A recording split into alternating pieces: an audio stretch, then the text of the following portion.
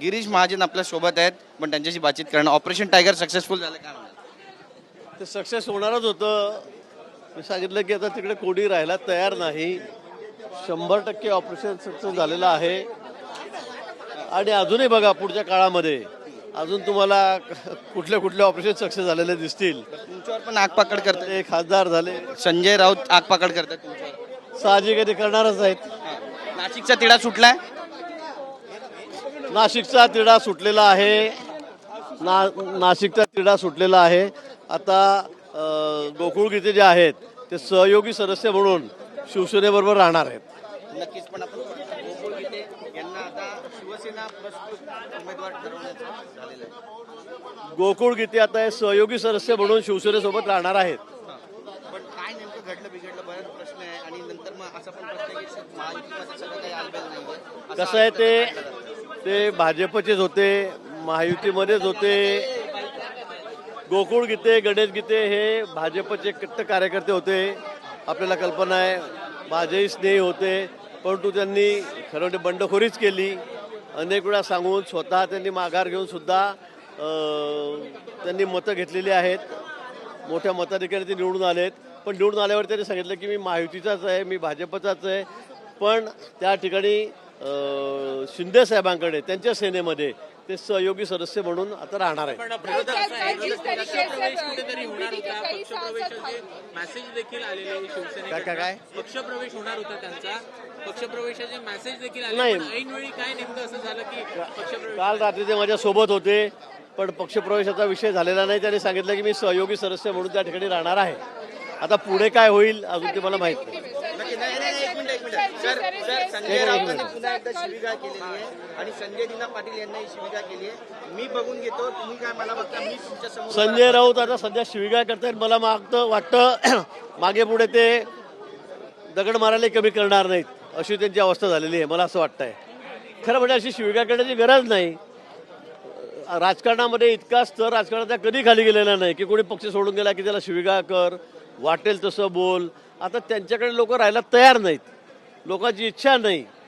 आता सगळे लोक मतदारसंघाच्या विकासासाठी, कामासाठी, निधीसाठी त्या ठिकाणी पक्ष सोडतायत. आणि यांच्या वागणुकीमुळे पक्ष सोडतायत.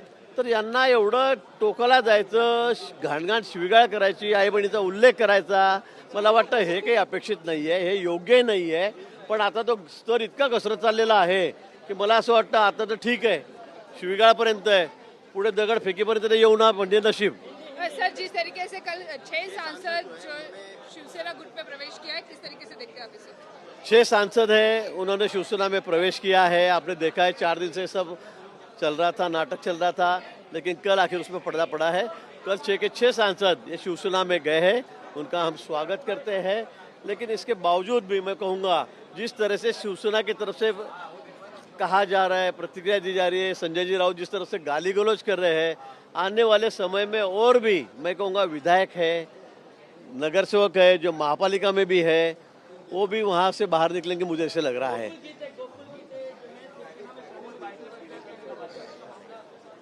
सहयोगी सदस्य करके अभी आज जो शिवसेना में है.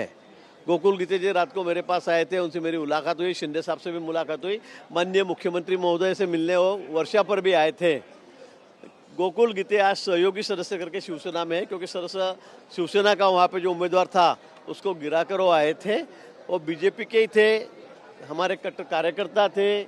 बहुत बनाने के बाद, कहने के बाद भी उन्होंने अपनी उम्मीदवारी पीछे लेने के बाद भी मुझे लगता जिस कौन सा तरीका उन्होंने अपनाया और उससे वो चुन के आए थे. लेकिन अभी वो हमारे साथ में ही है, महायुति के साथ में ही है.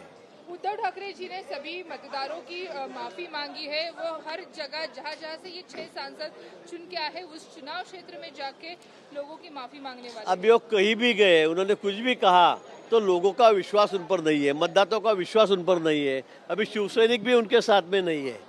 पहले कहते थे जिसको जाना जाओ, गेट आउट, फिर बोलते प्लीज कम इन, अंदर आओ.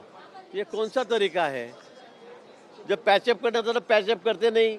जब एमएलए विधायक भी जा रहे थे तो कहते थे जिसको जाना है जाओ. अभी वापस कहते फिर आ जाओ. फिर उनको रिक्वेस्ट कर रहा है. लोक प्रतिनिधि के साथ में निधि की तो बात है, मतदार संघ का विकास नहीं हो रहा था, ये भी बात ठीक है। लेकिन जिस तरह से उनका बर्ताव लोक प्रतिनिधि से है, विधायक हो, खासदार हो, एमपी हो, जिस तरह से बर्ताव वो उनके साथ में करते हैं, जिस तरह की भाषा संजय राउत उनके लिए यूज करते हैं, उपयोग करते हैं उसका, तो मुझे लगता है बहुत दुर्भाग्यपूर्ण है।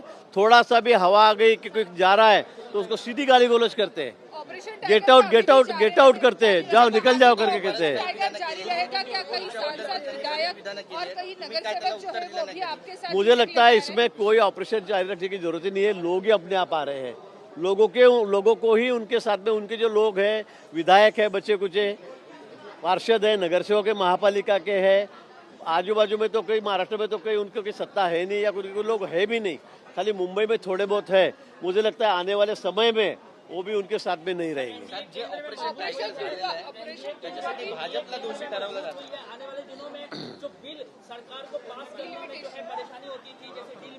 बिल्कुल, हमें सेंट्रल में, केंद्र में हमारी अभी पूरी सत्ता है। पूरी सत्ता में हमें पूरे जो बंगाल से लेकर महाराष्ट्र से लेकर बहुत सारे सांसद हमें जुड़ रहे हैं, इसलिए हमारी वहाँ सत्ता पूरी तरह से है। और आगे जो बिल पास करने हैं उसके लिए भी मुझे लगता है पर्याप्त संख्या हमारे पास हो जाएगी।